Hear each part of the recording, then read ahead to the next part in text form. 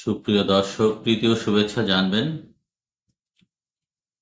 এই মুহূর্তে একটি গুরুত্বপূর্ণ বিষয় নিয়ে আলোচনার জন্য হাজির হয়েছে আপনাদের সামনে। আর বিষয়টি হচ্ছে এনসিপির নতুন বাংলাদেশ ইশতেহার। দর্শক, আপনারা জানেন ইতিমধ্যে এনসিপি একটি সমাবেশ থেকে ঘোষণা দিয়েছে। নাহিদ ইসলাম ইনি বলেছেন যে কেন্দ্রীয় শহীদ মিনার থেকে তারা নির্বাচনী ইশতেহারের মতো করে অনেকটাই নতুন বাংলাদেশ ঘোষণা গঠনের ইশতেহার ঘোষণা দিবেন তারা। তবে এখানে একটি বিষয় আপনাদেরকে জানিয়ে রাখা প্রয়োজন, সেটা হলো যে 2024 সালে যখন আওয়ামী লীগ সরকারকে ক্ষমতাচ্যুত করা হয়, তখন যে সকল সমন্বয়করা সারা দেশে তাদের দুর্বার আন্দোলনের মাধ্যমে সাধারণ মানুষ সহ আপামর জনসাধারণকে নিয়ে আন্দোলনকে বেগবান করেছেন, তাদেরকে নিয়ে পরবর্তী সময় এনসিপি গঠিত হয়েছে। কিন্তু এনসিপি নিয়ে কিছু প্রশ্ন জনমনে আছে। প্রথমে যে বিষয়টা তাদের প্রতি সহমর্মিতা সহানুভূতিতা ছিল, সে বিষয়টা তারা দিনে দিনে জনসাধারণের বক্তব্য হচ্ছে এনসিপির নেতাকর্মীদের কার্যক্রমের কারণে এনসিপি দিনে দিনে সাধারণ মানুষের গ্রহণযোগ্যতা এবং সাধারণ মানুষের যে সিম্পেথি, সেটা আস্তে আস্তে নষ্ট করতে চলেছে।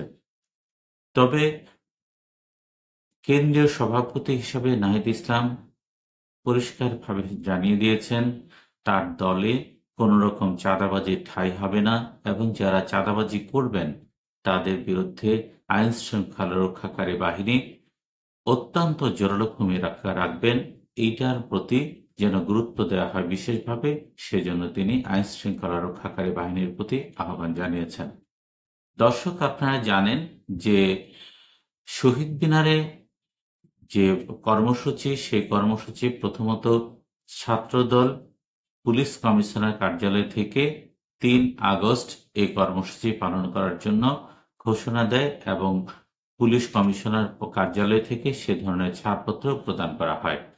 কিন্তু ছাত্রদল শেষ পর্যন্ত সেখানে জনসমাবেশ না করে তারা শাহবাগ মোড়ে বিশেষভাবে সভা করার জন্য ঘোষণা দিয়েছে। এখন আমরা সাংবাদিকদের পক্ষ থেকে যখন ছাত্রদলের কাছে বিষয়টা জানতে চাওয়া হলো, তখন ছাত্রদল পরিষ্কার জবাব দিল, তারা কাঁটার বোতলে ফুল বিতরণ করলেন।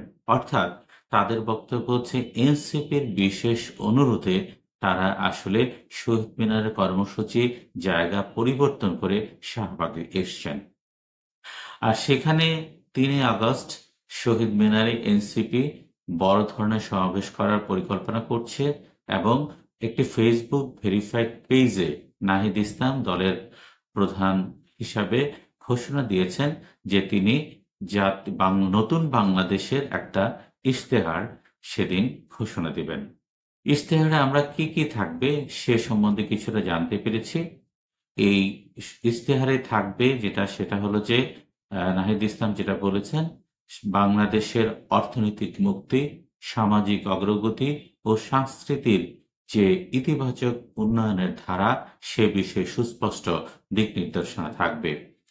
তিনি বলেন যে নতুন বাংলাদেশ পুনর্গঠনের জন্য এনসিপি সংগ্রাম চালিয়ে যাচ্ছে।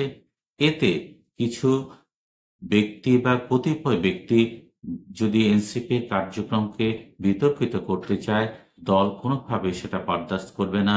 তাদের বিরুদ্ধে দলীয়ভাবে ব্যবস্থা নেওয়া হবে এবং আইন শৃঙ্খলা বাহিনীর কাছেও তাদের বিরুদ্ধে ব্যবস্থা নেওয়ার জন্য আহ্বান জানানো হবে। তবে এখানে আরেকটি বিষয় তিনি উল্লেখ করেছেন যে বাংলাদেশ তারা ইশতেহারের মাধ্যমে ঘোষণা করতে যাচ্ছেন, ঠিক সেখানে কোনো বৈষম্য থাকবে না, সেখানে কোনো অন্যায় থাকবে না, সেখানে কোনো দলীয় প্রভাব থাকবে না। তবে তিনি যেটা বলেছেন যে আসলে তারা যে নির্বাচনী ইশতেহার যখন ঘোষণা করবেন, তখন নতুন বাংলাদেশ যে ইশতেহার, সেই ইশতেহারের অনেক কিছুই তারা নির্বাচনী ইশতেহারে প্রস্তাবনার আকারে রাখবেন বলে জানিয়েছেন। তবে একটা জিনিস হচ্ছে কি, কালকে 3 আগস্ট ছাত্রদল এবং এনসিপির যে কর্মসূচি, সেই কর্মসূচিকে ঘিরে আইনশৃঙ্খলা বাহিনী সর্বোচ্চ সতর্ক অবস্থায় রয়েছে এবং আইনশৃঙ্খলা বাহিনীর পাশাপাশি র্যাব এবং গিয়া সেনাবাহিনী যারা এখন মাঠে দায়িত্ব পালন করছেন, তারা বিশেষ সতর্ক অবস্থানে থাকবেন যেন কোনোভাবে কোনো রকম সাংঘর্ষিক পরিস্থিতি বা আইনশৃঙ্খলার অবনতি না ঘটে। তবে এখানে একটি বিষয় স্পষ্টত লক্ষণীয় যে সরকার এনসিপিকে প্রথম থেকেই বিশেষভাবে সহযোগিতা করে আসছে। এটা সাধারণ মানুষের পক্ষ থেকে, রাজনৈতিক বিশ্লেষকদের পক্ষ থেকে বিভিন্ন সময় প্রশ্ন উঠে এসছে। কিন্তু এনসিপি যে বলছে যে তাদের অন্তর্বর্তী সরকারের সঙ্গে তেমন কোনো সংযোগ নেই, কিন্তু আমরা দেখতে পাই যে অন্তর্বর্তী সরকারে ছাত্রদের যে বৈষম্য বিরোধী ছাত্র আন্দোলনের সমন্বয়কদের মধ্যে বেশ কয়েকজন উপদেষ্টা পরিষদে রয়েছেন এবং তাদের সঙ্গে সার্বক্ষণিক এনসিপির যোগাযোগ রয়েছে এবং বিভিন্ন দিক ক্ষেত্রেই তারা এনসিপি নেতাকর্মীদেরকে দিক নির্দেশনা দিয়ে থাকেন, পরামর্শ দিয়ে থাকেন।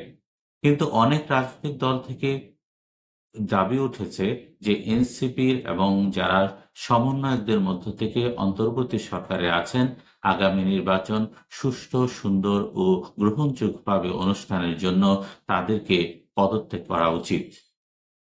সবকিছু মিলিয়ে নতুন বাংলাদেশে যে ইশতেহার, সে ইশতেহার এনসিপি কিভাবে ঘোষণা করবে এবং কি কি আরো বিস্তারিত থাকবে, সেজন্য আমাদের আরো কিছু সময় অপেক্ষা করতে হবে। দর্শক, আজকে এই পর্যন্তই। আল্লাহ হাফিজ।